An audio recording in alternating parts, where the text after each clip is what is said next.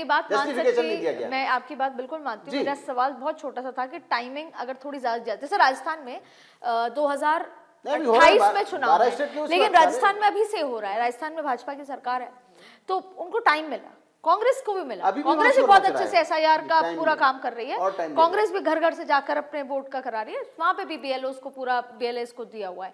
तो सवाल ये है कि जैसे राजस्थान का 2028 में चुनाव है, आप करा रहे हैं ना अभी, तो थोड़ा पहले करा देते। आप कुछ एड ऑन करना चाह रहे हैं? फिर मैं छोटा सा बताऊं। एग्जांपल दूंगा दीदी जी। देखिए, जब जो ये पॉलिटिकल पार्टीज हैं, गवर्नमेंट के तो बीएलओज होते हैं, इनके बीएलएज होते हैं, ब्लॉक लेवल एजेंट्स। पहली बार दिया गया है इतिहास में, पहली बार इलेक्शन कमीशन ने दिया है कि आप देखिए बेईमानी ना हो। आप अपना लगा करिए। दीजिए 2-2 आदमी हर पार्टी के। आपके लगे हुए हैं। मैं आपको एक छोटा सा उदाहरण दूंगा। आपके टीवी पे ही एक बड़े नेता हैं समाजवादी पार्टी के, वो आते हैं।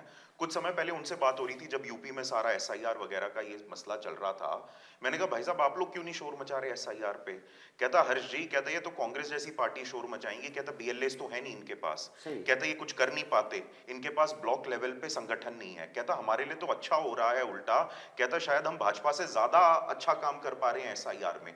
तो everything boils down to having block level agents, an organised system, organised system. अगर इनके पास होगा तो ये इतना चिल्लाएंगे नहीं, क्योंकि इनके पास सिस्टम नहीं है। और देखिए, ऐसा नहीं है कि ममता दीदी के पास नहीं है, ममता दीदी हार रही हैं।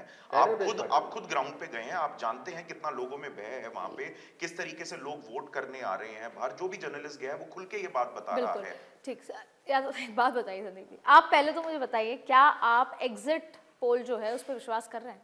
पूरा झूठ है ये, पूरा झूठ है, ठीक है। दूसरा मैं ये पूछना चाहती हूँ, जब भी कुछ परिवर्तन होता है ना, वो बहुत ज्यादा मतलब चिल्लाकर नहीं आता है, साइलेंटली आता है। और 2011 उसका सबसे बड़ा उदाहरण है, किस तरीके से पूरा का पूरा ग्रामीण वोट शिफ्ट हुआ था टीएमसी के। आपको लगता है ऐसा हो सकता है कि इस बार 2026 में भी वो जो परिवर्तन आने की बात आ रही है, वो शोर मचा के नहीं आ रही, साइलेंटली आ रही है, आहट नजर आने लग गई है, और वही ग्रामीण वोटर बीजेपी में शिफ्ट हो जाए, या व्हाटएवर हिंदू वोट कंसोलिडेट हो जाए, ऐसा कुछ लगता है? बहुत जेन्युइनली पूछना चाहती हूं। देखिए, बहुत जेन्युइनली मैं उत्तर दे रहा हूँ कि ये जो परिवर्तन क्यों होगा, परिवर्तन क्यों होगा, क्यों नहीं होगा? मैं वही कह रहा हूँ, मैं मुझे उत्तर ठीक है, दीजिए। मैं जमीन पे होके आई हूँ, सब मैं आपसे आर्ग्यू करती हूँ, क्यों नहीं होगा? आप मुझसे आर्ग्यू करिएगा और 4 तारीख को भी आर्ग्यू करिएगा। हाँ, मैं आपको बता रहा हूँ कि परिवर्तन इसलिए नहीं होगा कि जो इनका काम है, पूरी जनता देश की देख रही है, जो ये काम कर रहे हैं उत्तर प्रदेश टीएमसी में। की बात करते हैं। नहीं, टीएमसी की छोड़िए, मैं जवाब दे रहा हूँ। आज चुनाव बंगाल में, मैं उत्तर जवाब प्रदेश दे रहा हूँ, कहाँ मुझे जा रहे बोलने हैं तो सर? दीजिए ना। मैं उत्तर अब आप प्रदेश देखिए, कहाँ जा इनके रहे हैं? राष्ट्रवाद का एक चीफ मिनिस्टर एक प्रदेश का जाके कहता है कि तुम मुझे खून दो, मैं तुम्हें आजादी दूंगा।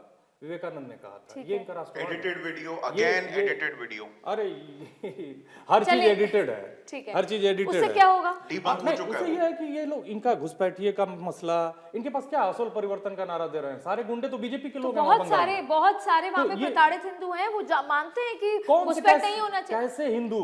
आप हिंदू जिस बात कर रहे हैं, जिस हिंदू सर, मैं शब्द की, होके आई हूँ ना वहाँ। अरे मेरी भाई, वहाँ एकदम एसटी है, थोड़ी वहाँ deny करते एससी हैं। हैं, वहाँ ओबीसी हैं, उनको छोड़िए हिंदू की। वहाँ कुछ मुट्ठी भर अपर कास्ट लोग नॉमिनेट कर रहे हैं, वहाँ जो बाकी लोग हैं, एसटी हैं, एससी हैं, ओबीसी हैं, वो कहाँ जाएंगे? उनकी जो स्थिति, हिंदू कौन सी हिंदू एकता की बात कर रही हैं?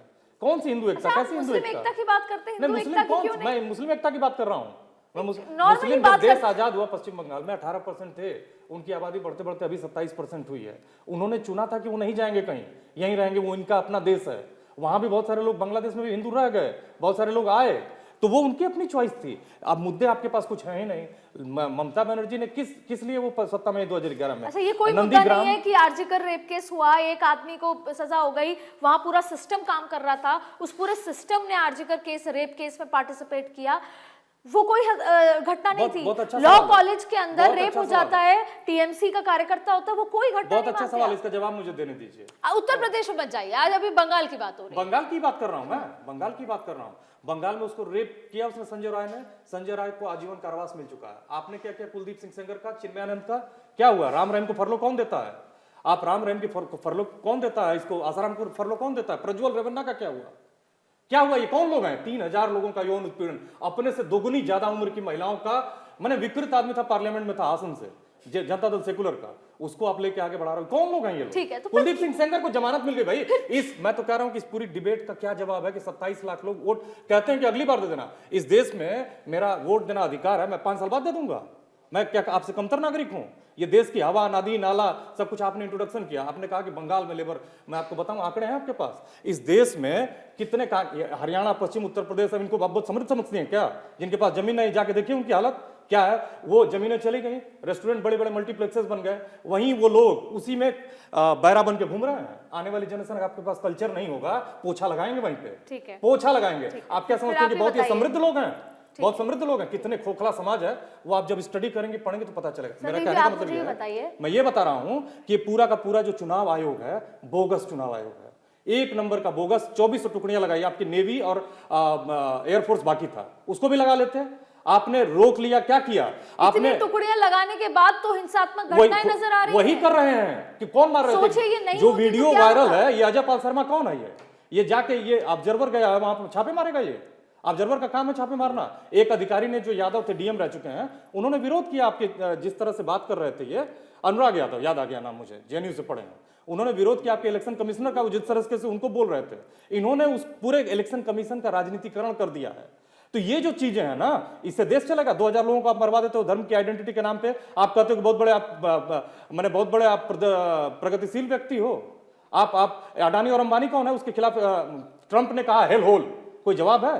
ट्रंप कहता है कि इंडियंस आर क्या बोला वो, गुंडे हैं लैपटॉप के साथ। हेल होल कहता है, नरक का द्वार कहता है। जवाब गया कुछ? और ये उसकी जो गोलीबारी हुई, उसमें बोला कि हम बहुत खुश हैं कि मिस्टर ट्रंप अच्छे हैं, उनकी पत्नी अच्छी हैं।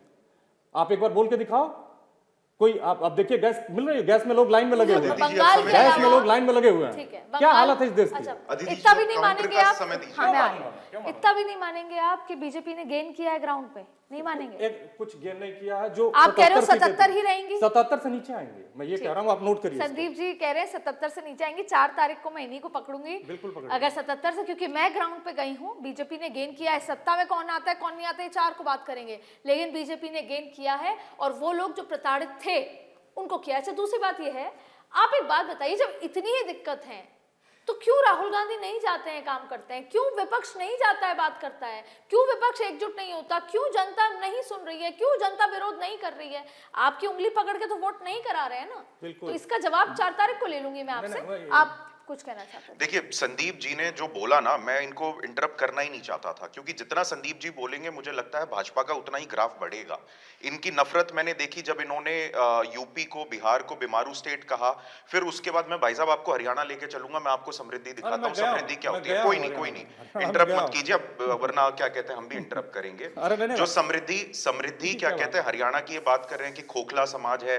भाई साहब, इतनी नफरत ना जो आपको हिंदू समाज से है, जो नदन स्टेट से है, वो दिखती है। आप जातिवादी हैं, ठीक है, और साफ दिखता है कितने आप जातिवादी हैं। आपसे बाहर भी मैं अच्छे से इस बात पे मैं चर्चा करूंगा। दूसरी चीज, तो इस तरीके की नफरत, इस तरीके की नफरत, हिंदुओं के प्रति नफरत कि मतलब ये कह देना कि कोई हिंदू ही नहीं है, SC ST OBC है सिर्फ। आप बोलिए उतना ही भाजपा का ग्राफ बढ़ेगा, उतना ही हिंदू का उतना ही हिंदू जागृत होगा। आप ये देखिए, इतनी नफरत इनमें भरी हुई है। आप बात करते हैं बंगाल की, आप पूछ रहे हैं बंगाल का, जवाब मिल रहा है यूपी का, बिहार का, कहीं का इधर का।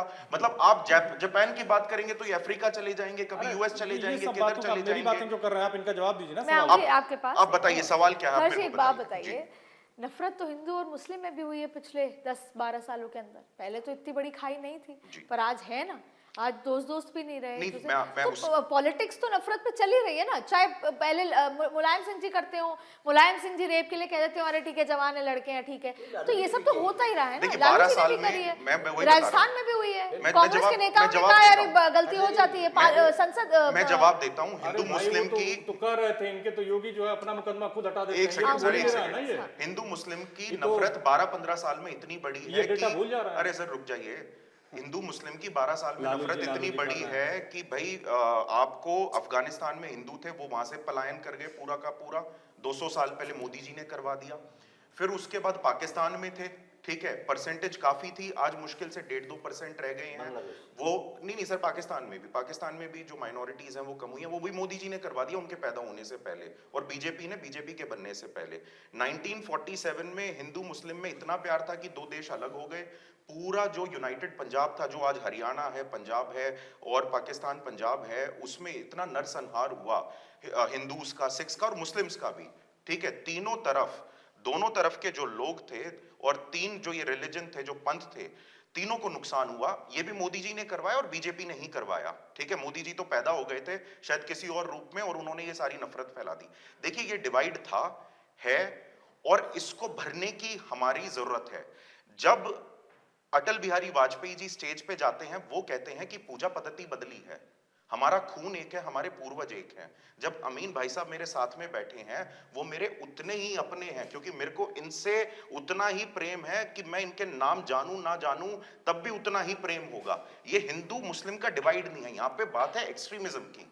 लोगों को दिक्कत है, जो हिंदू समाज है वो ये कहता है कि हमें अपनी फेथ आराम से प्रोफेस करने दीजिए, आपकी फेथ से हमें कोई दिक्कत नहीं है, क्योंकि हिंदुइज्म कहती है भगवान तक पहुंचने के हजारों तरीके हैं और सारे हजारों तरीके वो सही हैं। तो उसमें अल्लाह भी हमारे भगवान है, उसमें बाकी जो सारे भगवान, हम तो सबको भगवान मानते हैं। बर्बाद करती है। सर एक बात बताइए, पर कुल मिलाकर क्या होता है, कहीं कोई मुझ पे आरोप लगाएंगे, मैं आरोपी नहीं हूं, लेकिन कई बार सफाई देते हैं हम, इलेक्शन कमीशन पे जबरदस्त आरोप है, कुछ समझ में आते हैं, पॉलिटिकली मोटिवेटेड हैं, पर कुछ तो ऐसा नजर आने लगा है बार बार कि कहीं ना कहीं कुछ गैप है।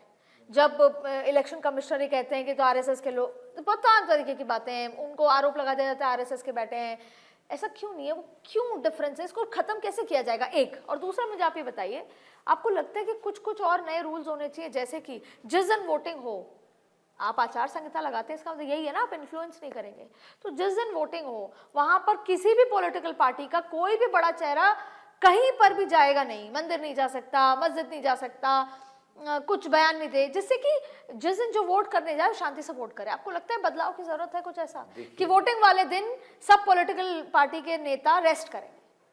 देखिए, इन्फ्लुएंस तो तब भी होता ही है। देखिए, जहां तक सवाल आपने या सोशल मीडिया बैन कर दीजिए, 2 क्वेश्चन किए।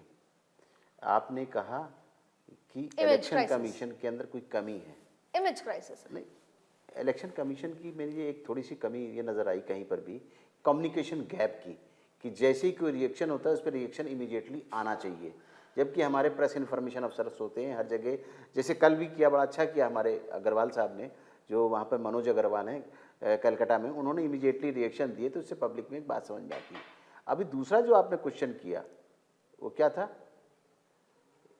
कि एक तो आपकी इमेज क्राइसिस है और दूसरा को बदलाव होने चाहिए। हाँ, क्या देखिए, याद होगा सेशन के टाइम में कि एक व्हील साबुन आया करता था, और ये चक्र जो है वो जनता दल को दिया गया था, वो साबुन का ऐड भी बंद हो गया था।